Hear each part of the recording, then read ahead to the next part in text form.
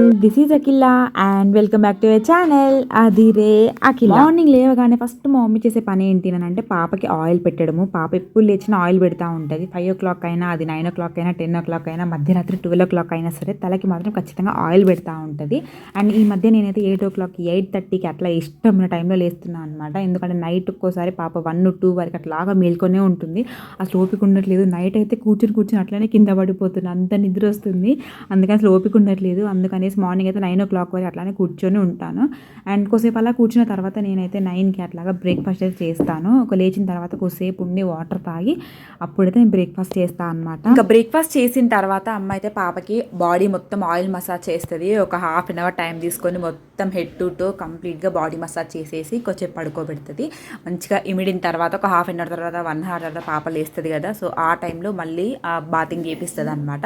ఇంకొకసారి ఆ లోపు నార్మల్గా బెడ్స్ అన్ని దులిపేసి మంచి చెద్దర్లు మరిపి మడత పెట్టేసుకుంటాను. యాక్చువల్లీ రోజు ఈ పని ఇవంతా మమ్మీ చేసుకుంటుంది, కానీ ఈరోజు ఎందుకో కొంచెం ఏడుస్తుంది, క్రాంకీగా అయిపోతుంది అనమాట. అందుకని నేను చేసేసుకుంటున్నాను. ఇంకా మమ్మీ అయితే నేను లేవక ముందుకే టిఫిన్ ప్రిపేర్ అయితే చేసేస్తుంది అనమాట. ఒక్కోసారి అయితే మా ఆయన నేను లేవక ముందుకే ఇంకా డ్యూటీకి కూడా వెళ్ళిపోతారు. ఇంకెప్పుడన్నా ఒకసారి నేను లేస్తా కదా, సో అప్పుడైతే నేను టీ ప్రిపేర్ చేసి అయితే ఇస్తానమాట. ఆయన కూడా అర్థం చేసుకుంటారు, ఎందుకంటే నైట్ పాప ఇచ్చినప్పుడల్లా ఊరికే వస్తూ ఉంటారనమాట. యాక్చువల్గా ఈ బెడ్రూమ్లో మమ్మీ నేను పడుకుంటాము, పాప బాబు మేమందరం పడుకుంటాము. ముందు రూమ్లో ఆయన పడుకుంటున్నారు అనమాట. ఎందుకంటే నైట్ పాప ఏడుస్తూ ఉంటుంది, సో డిస్టర్బ్ అవుతూ ఉంటుంది. ఇంకా డ్యూటీకి వెళ్ళాలి కదా, మళ్ళీ మార్నింగ్ ఇబ్బంది అవుతుంది అని చెప్పేసి ఆయన అయితే ఆ రూమ్లో అయితే పడుకుంటున్నారు ప్రస్తుతానికి. ఇంకా బాబు ఇప్పుడైతే 4 months వరకు అసలు ఆయన రూమ్లోకే రాలేదు. ఎందుకంటే వాడు ఇంకా చాలా ఏడ్చేది నైట్, ఇంకా మార్నింగ్ ఏడ్చేది, నైట్ కూడా ఏడ్చేసరికి నిద్రే ఉండకపోయేది బాబుకి కానీ మాకు కానీ. మొత్తం పేషెన్స్ అయిపోయాము మేమైతే. ఇంకా పాప ఇప్పుడు కొంచెం మార్నింగ్ పడుకుంటుంది, నైట్ అప్పుడప్పుడు ఏడుస్తుంది అంతే తప్ప ఎక్కువ ఇబ్బంది లేదు. కానీ ఏడుస్తే ఇంకా ఆపట్లేదు ఒక 2-3 hours వరకు. ఇంకా నైట్ అయితే 1 o'clock వరకు అసలు ఏడుస్తూనే ఉంది. ఇంకా నేను బెడ్ దులుపుతుంటే పాప అయితే మధ్యలో ఏడుస్తూ ఉంది. ఇంతసేపు మమ్మీ ఎత్తుకుంది, కాకపోతే ఇంకా నువ్వు రా, ఇంకా పాప ఏడుస్తుంది అని చెప్తే నేను వచ్చేసాను అనమాట. వచ్చి పాపను కొద్దిసేపు అట్లా నేను రాగానే నన్ను గుర్తుపడుతుందేమో, రాగానే అసలు ఉయ్యాలు కూడా టచ్ చేయలేదు, సైలెంట్గా ఉంది. అండ్ కొంచెం అట్లా ఉయ్యాలు నూపగానే మంచిగా పడుకుంది. ఇంకా మమ్మీ అయితే వెంటనే వెళ్ళి బట్టలు అయితే ఆరేసేవి ఉంటే సో ఆరేస్తుంది అనమాట. వెదర్ బాగుంది కొంచెం ఈరోజు కూడా. పాపనైతే నేను మంచిగా పడుకోబెట్టేసి నేను బ్యాక్ టు వర్క్.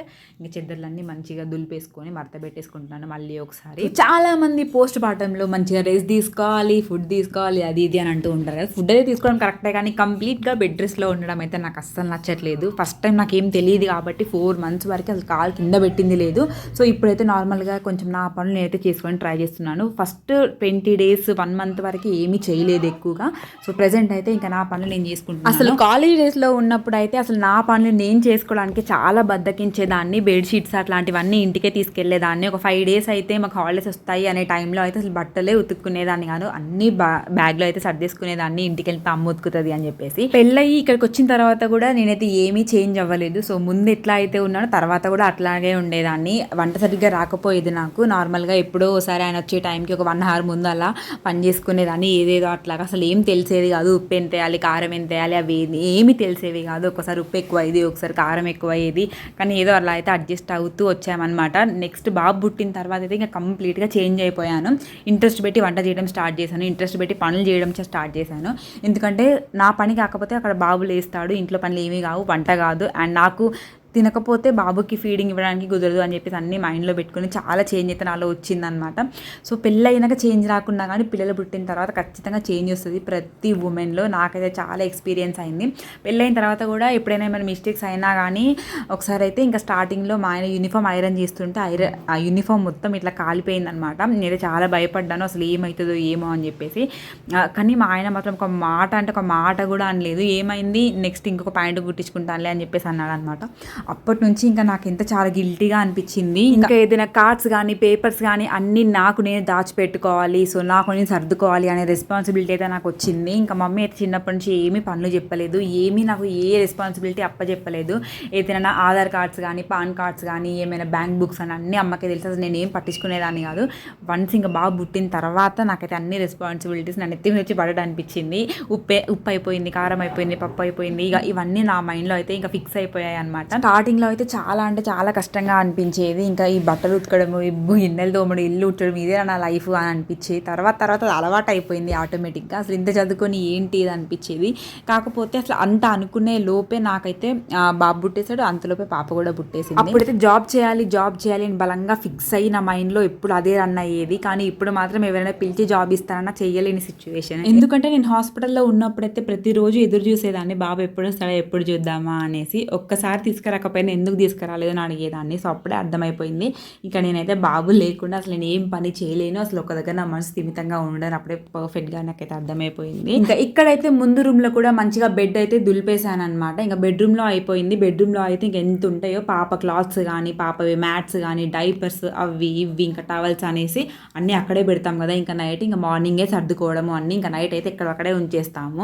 ఎందుకంటే ఇంకా నైట్ అయితే 1-2 o'clock వరకు ఒక్కోసారి పాప పడుకోదు. ఒకవేళ పడుకుంటే ఇంకా లేవదు. సో అలా ఉంటుంది పాప సిచ్యువేషన్. అండ్ ముందు టేబుల్ కూడా మంచిగా ఇట్లా దులుపుదాము అనేసరికి ఇంకా బాబుకి బయట తలకి ఏదో దెబ్బ తగిలిందంట. వచ్చి ఒకటే ఏడుస్తున్నాడు, దెబ్బ తగిలింది అనేసి. ఇంకా ఏదైనా చిన్నగా ఏదైనా అయినా కానీ తలకి ఇట్లా మసాజ్ చేయాలి, అప్పుడు కానీ వెళ్ళడు.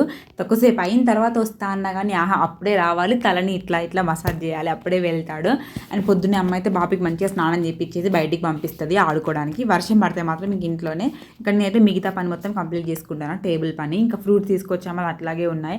ఇంకా అప్పుడప్పుడు మార్నింగ్ టిఫిన్ ఏం తినట్లేదు అనమాట చిన్ను, అందుకనేసి ఫ్రూట్స్ అయితే ఎప్పుడూ అవైలబుల్గా ఉంచుకుంటున్నాము. ఆ టేబుల్ పైన బట్టల క్లిప్స్ కానీ, ఇంకా బాబు ఆడుకునే బొమ్మలు కానీ, ఇంకా ఏది వీలైతే దానిపైన పెట్టేస్తూ ఉంటాము. సో దాన్నే క్లీన్ చేసుకుంటున్నాము. అండ్ ఖచ్చితంగా రోజుకి ఒక 2-3 సార్లు అయినా ఉయ్యాలలో ఉన్న బెడ్షీట్ని మంచిగా దులిపేసి అయితే వేస్తామన్నమాట మళ్ళీ. ఎందుకంటే చీమలు ఇంకా చిన్ను అవి ఇవి తిని అక్కడ పెట్టినా కానీ మనం చూసుకొని ఉండం కదా. సో అందుకనేసి రోజైతే 2-3 సార్లు ఎప్పుడు వీలైతే అప్పుడు ఆ బేబీ బెడ్ని అండ్ ఉయ్యాలలో ఉన్న బెడ్షీట్ని కూడా మంచిగా దులుపుతామన్నమాట.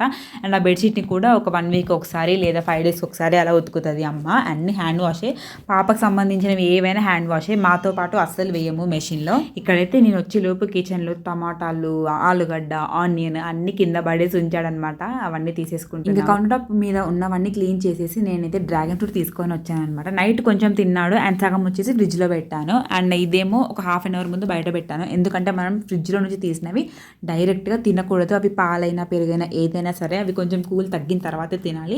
డైరెక్ట్గా తింటే అసలు మంచిది కాదు. ఒక 2 బుక్కలు తిన్నాడు అంతే, కథం ఇంకా వెళ్ళిపోతున్నాడు. ఎంత రమ్మన్నా రాలేదు. లాస్ట్ ఇంకా నేనైతే తినేస్తున్నా అని చెప్తే అప్పుడు వచ్చేస్తున్నాడు అనమాట. పిల్లలు అంతే కదా, అసలు ఒక పట్టణ తినరు, ఇంకా వెంబడించి మరీ తినిపించుకుంటారు వాళ్ళైతే. ఇంకైతే బట్టలన్నీ ఉతికేసిన తర్వాత అమ్మ అయితే పాపకి మంచిగా మసాజ్ చేయించేసి, నేను బట్టలు అన్నీ దులుపుతూ బెడ్ సెట్ చేస్తూ ఉండగానే మంచిగా అమ్మ అయితే ఆయిల్ మసాజ్ చేసి పాపకి స్నానం చేయించేసి తీసుకొచ్చింది అనమాట. అప్పుడే ఏడుస్తుంది అంటే నేనైతే లోపలికి వెళ్ళాను పాప దగ్గరికి. అండ్ డ్రాగన్ ఫ్రూట్ ఏమో మా అమ్మకి ఇచ్చాను బాబుకి తినిపించామని. మొత్తం బెడ్ మొత్తం పూసేశాడు. జస్ట్ ఇప్పుడే కదా నేను బెడ్షీట్ మార్చింది, ఇంకా బెడ్ అయితే మొత్తం పూసేశాడు అనమాట. ఆ పౌడర్ పాపకి కాటుక పెడుతుంటే పౌడర్ డబ్బా చేతిలో పట్టుకొని ఉన్నాడు. ఇంకా కాటుక దొరికితే ఇంకా అంతే సంగతి. మొత్తం ఇక్కడ పెట్టుకొని మొత్తం ఇంకా మొహం రూపురేఖలే మార్చేసుకుంటాడు. ఇంతకుముందు అయితే ఇట్లా కొట్టేవాడు పాపని. పాప పైన టవల్ పరిచినా కానీ, బేబీ బెడ్షీట్ వేస్తాం కదా పాప పైన ఇట్లా బ్లాంకెట్ లాంటిది, అది కూడా తీసేసి పక్కకు పెట్టేసేవాడు. ఇంకా పాపది అన్ని వస్తువులు ఉంటాయి కదా, డ్రెస్ కానీ డైపర్స్ కానీ అవన్నీ ఒక దగ్గర పెట్టుకుంటాను. ఇంకా స్నానం చేసి రాగానే ఇంకా అవన్నీ చిందరవందర వేసేస్తూ ఉంటాడు. కానీ 2-3 daysలో చాలా చేంజ్ వచ్చిందనమాట బాబులో. అసలు ఏం అనట్లేదు, ఏమనంటే పప్పి అని ముద్దిస్తున్నాడు తప్ప పాపని ఏం చేయట్లేదు. ఇంకా పాప నేను తీసుకున్న తర్వాత డ్రాగన్ ఫ్రూట్ కొంచెం సగం తినేసి పక్కనైతే పెట్టేశాడు. ఇంకా అమ్మ అయితే లూట్ చేస్తుంది నీట్గా. పిల్లలు ఉన్న దగ్గర అస్సలు టైం సరిపోదు. ఇప్పుడు ఇద్దరం ఉన్నా సరే అసలు టైం అసలు సరిపోవట్లేదు. అమ్మ అయితే 5 o'clockకి లేచి ఇల్లు ఒకసారి ఊడుస్తుంది, అండ్ పాల ప్యాకెట్ బయట పెట్టి పాలు వెయిట్ చేస్తుంది, అండ్ ఫ్రెష్ అప్ అవుతుంది, అండ్ ఇంకా కూరగాయలు కట్ చేసే ఉంటే కట్ చేస్తుంది, బయట ఊడుస్తుంది. ఇవన్నీ చేసినా కానీ ఇంకా అసలు టైం సరిపోదు. నేనైతే ఇప్పుడు 8 o'clockకి లేస్తాను, బాబు కూడా అదే 5:30-5 o'clock అట్లా లేస్తాడనమాట. కానీ ఆయన అసలు టైం సరిపోవట్లేదు. ఇంకా ఒక్కసారి ఊడవడమే కాదు, ఒక 2-3 సార్లు అయితే ఊడుస్తుంది మార్నింగ్స్ టైంలోనే. మధ్యాహ్నం వరకు ఏదో ఒకటి తినడము పారేయడం ఇదే సరిపోతుంది. ఇంకా బెడ్రూమ్ అయితే ఇంకా లెక్కే లేదు, పాప ఉన్న చోట నీట్గా ఉండాలి అనేసి. బెడ్ దులపడం కూడా అంతే, నేను ఎప్పుడు బెడ్ దులుపుకుంటూనే ఉంటాను. ఇంకా అన్నం తింటాడు మళ్ళీ ఇందులోనే వేసేస్తాడు ఏదో ఒకటి. ఇంకా పాప అయితే స్నానం చేయించగానే చాలా ఏడుస్తుంది అనమాట. ఇంకా కొద్దిసేపు తిప్పితే కానీ ఊరుకోలేదు, ఫస్ట్ టైం ఇట్లా ఏడవడము. సో అంతే అండి ఈరోజుకి. Thank you for watching.